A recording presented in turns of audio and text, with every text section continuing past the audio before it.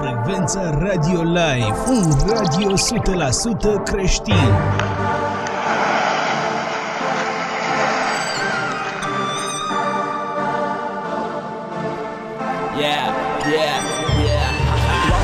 Când mai tăcești, nu ai nimic despre ce să mă înveți, dar despre sex și droguri necântați. Mă întreb, oare când o să taci doar asta aud în difuzoare. Frățioare, te crezi tare, dar încă ești tu mort pe picioare. Știi că unul ca tine n-are valoare. Vrei să faci bani pe muzica ta, dar nu te-ai gândit că afectezi toată lumea cu prostia ta.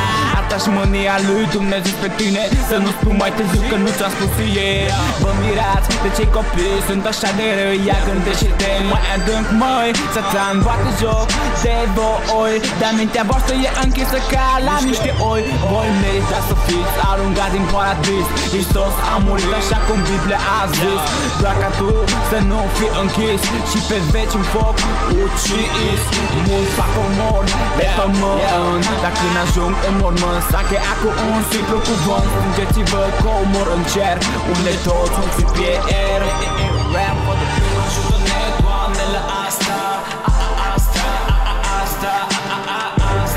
Ajută-ne, Doamne, la asta. Ajută-ne, Doamne, la asta. Ajută-ne, Doamne, la asta. Și încă e lumea surdă, mută, nu are puterea minsteră să alungă, man. Cei cu ura asta în ochii voștri, vă uitați de parcă ați fi niște monștri. Vreau să vă spun de cineva, dacă nu-ți place nu-mi asculta muzica, căci eu doar de el o să cânt, chiar dacă vorbele mele o să fie în vânt. Ce trebuie să fac am făcut, cum am putut, Evanghelia v-am spus și o să spun.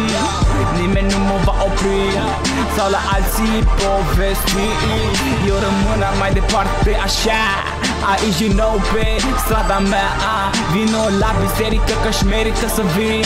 Tot va peri dacă uiți de birui.